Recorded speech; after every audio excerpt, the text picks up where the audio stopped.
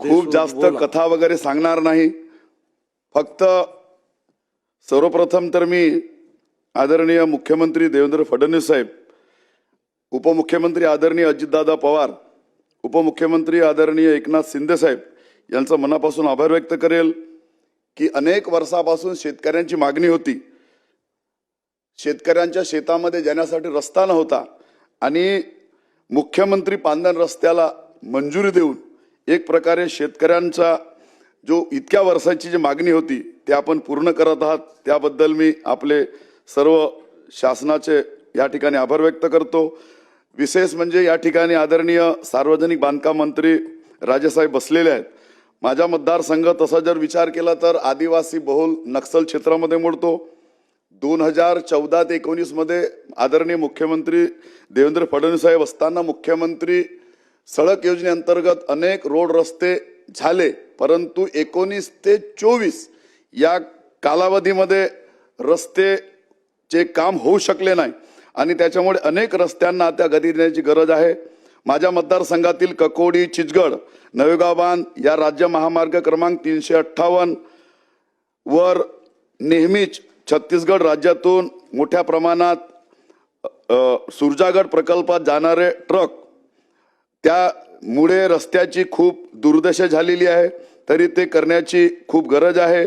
त्याचप्रमाणे मरामजोब, मासुलकसा, मगरडो, घोगरा, केसोरी, प्रतिमा 31 हा रस्ता गडचिरोली जिल्ह्याला जोडणारा असून या रस्त्याला मंजुरी प्रदान करणे अत्यंत आवश्यक आहे। डवकी, शिलापूर, फुक्कीमेटा, पुराळा, त्याचप्रमाणे आमगाव, सालेकसा, दर्रेकसा ते चांदसूरज हा रस्ता खूपच खराब असून या रस्त्यावर निधी देण्याची आवश्यकता आहे।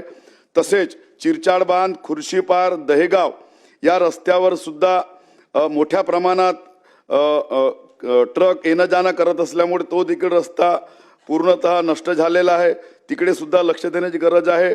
त्याचप्रमाणे आत्ता आपल्या आदरणीय गोपीनाथ मुंडे साहेबांचं नावानं गोपीनाथ मुंडे शेतकरी अपघात विमा योजना सुरू झालेली आहे। माझी या सभागृहाच्या माध्यमातून विनंती आहे, अपघात झाल्यानंतर अनेक अडचणी शेतकऱ्यांसमोर येतात, परंतु त्यांना तातडीने मदत मिळत नाही आणि त्याच्यामुळे ही तातडीने त्यांना निधी उपलब्ध करून देण्याची गरज आहे। सभागृहाच्या माध्यमातून मी आपल्याला विनंती करतो, पशुसंवर्धन विभागाच्या दवाखाने आज फक्त देखावे राहिलेले आहेत, डॉक्टरांची कमतरता आहे, त्या ठिकाणी इमारती नाही आहेत आणि त्याच्यामुळे ते देखील पद भरणे खूप गरजेचे झालेले आहेत आणि त्यामुळे ह्याकडे सुद्धा शासनानं विशेष लक्ष द्यावे। त्याचप्रमाणे आपला शेतकरी राजा आज जो अतिवृष्टीमुळे संकटात सापडलेला होता, त्याला संकटातून बाहेर आणण्यासाठी आपला शासन योग्य ते परीने मदत करत आहे, परंतु निवडणुका असल्यामुळे तलाठी असतील किंवा संबंधित अधिकारी असतील, त्यांनी अनेक शेतकऱ्यांच्या शेतामध्ये जाऊन पाहिजे त्याप्रमाणे पंचनामा केले नसल्यामुळे अनेक शेतकऱ्यांना त्याचा नुकसान देखील सोसावा लागत आहे।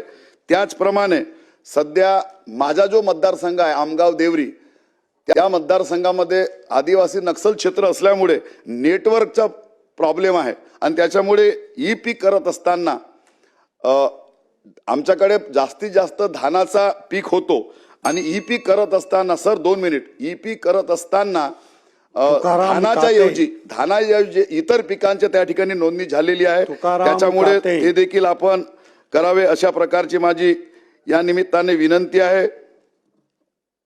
धन्यवाद अध्यक्ष महोदय।